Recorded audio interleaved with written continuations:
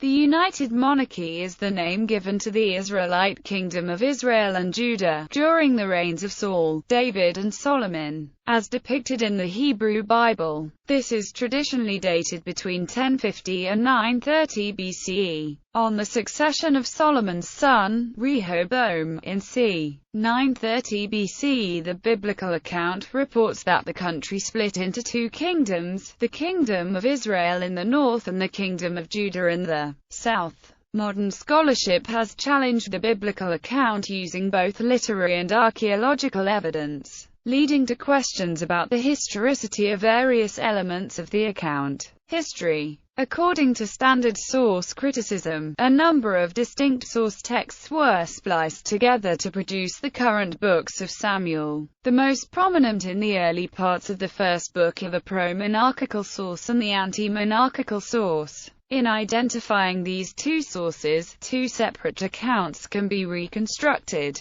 The anti-monarchical source describes Samuel to have thoroughly routed the Philistines, yet begrudgingly accepting that the people demanded a ruler, and thus appointing Saul by cleromancy. The pro-monarchical source describes the divinely appointed birth of Saul, and his later leading of an army to victory over the Ammonites, which resulted in the people clamoring for him to lead them against the Philistines, whereupon he is appointed king. Textual critics also point to disparities in the account of David's rise to power as indicative of separate threads being merged later to create a golden age of a united monarchy. David is thought by scholars to have been a ruler in Judah while Israel, comparatively immense and highly developed, continued unfettered. Modern archaeology also supports this view. Most scholars believe the books of Samuel exhibit too many anachronisms to have been a contemporary account. For example, there is mention of later armor, use of camels, cavalry, and iron picks and axes. The historicity of the conquest described in the Book of Samuel is not attested, and many scholars regard this conquest as legendary in origin, particularly given the lack of evidence for the battles described involving the destruction of the Canaanite peoples. Most scholars believe that Samuel was compiled in the 8th century BC based on both historical and legendary sources,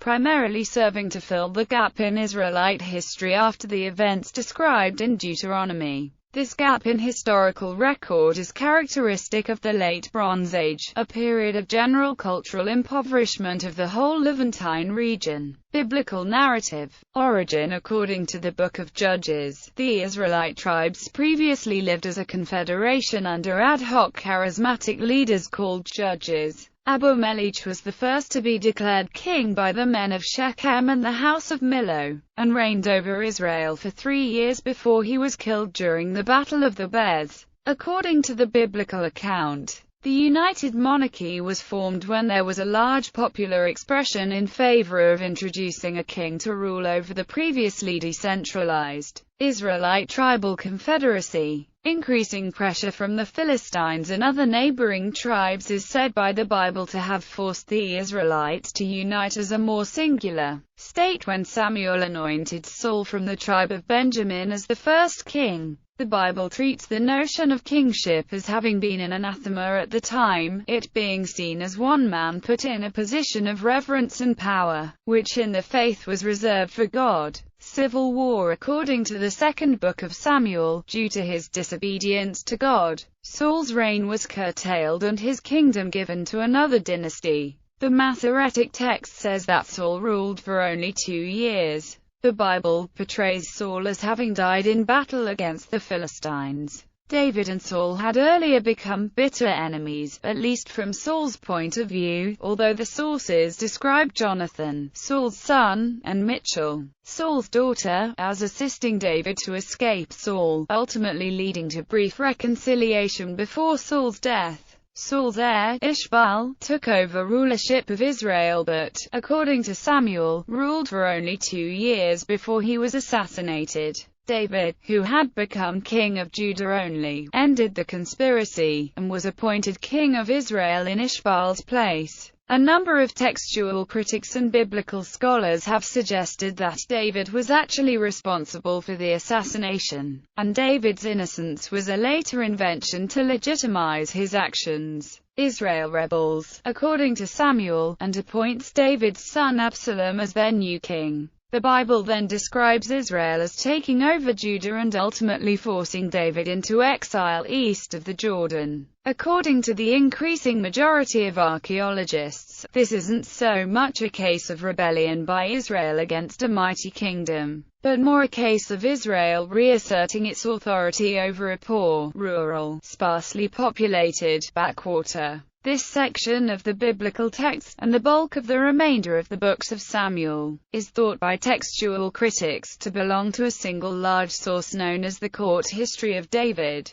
although reflecting the political bias of the later Kingdom of Judah after Israel's destruction. The source is somewhat more neutral than the pro- and anti-monarchical sources that form earlier parts of the text. Israel and Judah are portrayed in this source as quite distinct kingdoms. Eventually, according to the Book of Samuel, David launches a counter-attack, and wins, although with the loss of Absalom. After having retaken Judah, as well as asserted control over Israel, David returns to the west of the Jordan. Although he continues to suffer a number of rebellions by Israel, successfully suppressing each one. The Golden Age. It was David who, following the civil war with Saul, creates a strong and unified Israelite monarchy, reigning from c. 1000 to 961 BCE. Solomon, David's successor, maintained the unified monarchy. 961 to 922. David, the second king of Israel, established Jerusalem as its national capital in 1006 BCE. Before then, Hebron had been the capital of David's Judah and Mahanaim of Ishbaal's Israel, and before that Gibeah had been the capital of the United Monarchy under Saul. In the biblical account, David finally succeeds in truly unifying Judah and Israel. Some modern archaeologists believe there was a continued and uninterrupted existence of two distinct cultures and geographic entities.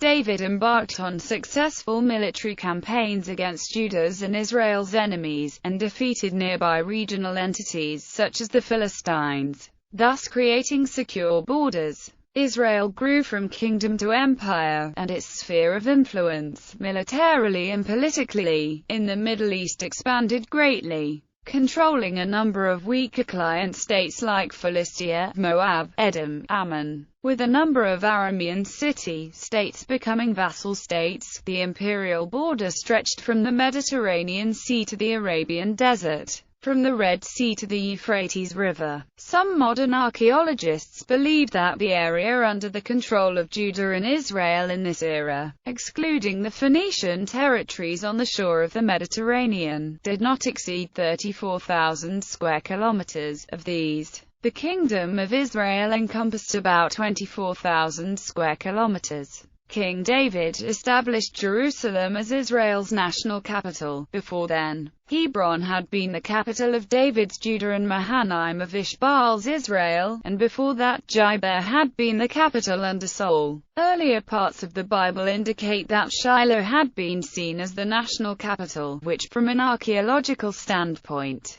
is considered plausible, as far as it being the religious capital. David was succeeded on his death by his son, Solomon, who obtained the kingdom in a somewhat disreputable manner from the rival claimant, his elder brother Adoniah, whom he later had killed. Living up to his name, the rule of Solomon was one in which the nation knew unprecedented peace. Under Solomon, the United Monarchy experienced a period of peace and prosperity, and cultural development. Much public building took place, including the first temple in Jerusalem. David and Solomon are both portrayed by the Bible as having entered into strong alliances with the king of Tyre. In return for ceding land to Tyre, David and Solomon are said to have received a number of master craftsmen, skilled laborers, money, jewels, cedar, and other goods. David's palace and Solomon's temple are described as having been built with the assistance of these Tyrian assets.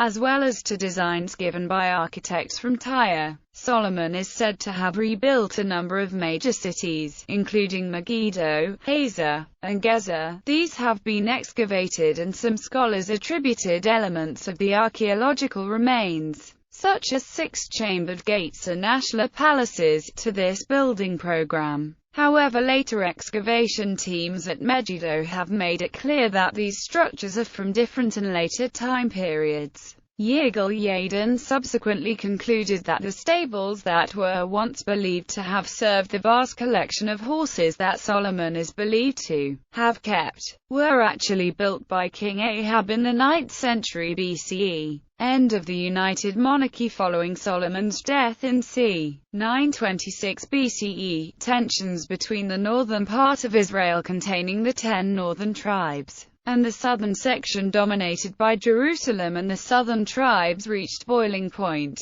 when Solomon's successor Rehoboam dealt tactlessly with economic complaints of the northern tribes. In about 930 BCE, the United Kingdom of Israel and Judah split into two kingdoms. The northern kingdom of Israel, which included the cities of Shechem and Samaria, and the southern kingdom of Judah, which contained Jerusalem, with most of the non-Israelite provinces achieving independence. The Kingdom of Israel existed as an independent state until 722 BCE, when it was conquered by the Assyrian Empire, while the Kingdom of Judah existed as an independent state until 586 BCE, when it was conquered by the Babylonian Empire. Chronology. Many alternative chronologies have been suggested, and there is no ultimate consensus between the different factions and scholarly disciplines concerned with this period as to when it began or when it ended. Most historians follow either of the older chronologies established by William F. Albright or Edwin R.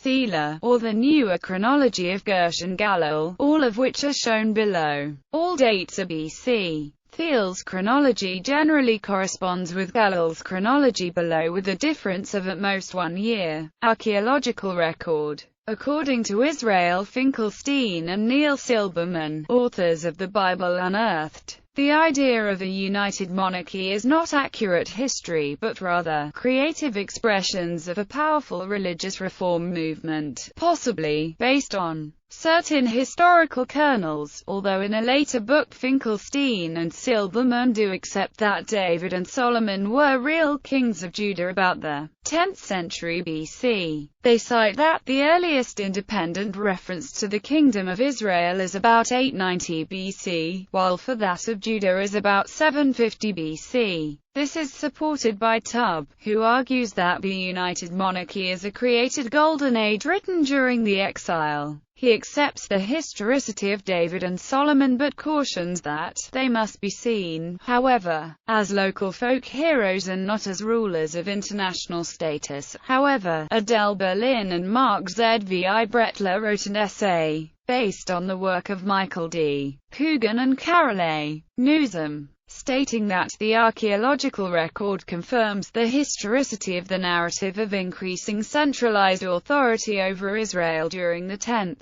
century BC. Textual analysis of the Bible discloses some archival and other details that can be correlated with the archaeological record and are consistent with the framework of events presupposed by the narrative. Thus, skepticism of some modern historians, who argue that the biblical accounts of the United Monarchy are totally fictional retroversions from a much later time, seems unwarranted. Kurt reviews the general lack of archaeological evidence for the United Monarchy and concludes, there are no royal inscriptions from the time of the United Monarchy, and not a single contemporary reference to either David or Solomon. Against this must be set the evidence for substantial development and growth at several sites, which is plausibly related to the 10th century. Kenneth Kitchen reaches a similar conclusion in his review of the evidence. arguing that the physical archaeology of 10th century Canaan is consistent with the former existence of a unified state on its terrain. In August 2015, Israeli archaeologists discovered massive fortifications in the ruins of the ancient city of Gath, the supposed birthplace of Goliath. The size of the fortifications show Gath to be a very large city in the 10th century BC, perhaps the largest in Canaan at the time. The professor leading the dig, Aaron Meir, estimated that Gath was as much as 4 times the size of contemporary Jerusalem, casting doubt that David's kingdom could have been as powerful as described in the Bible.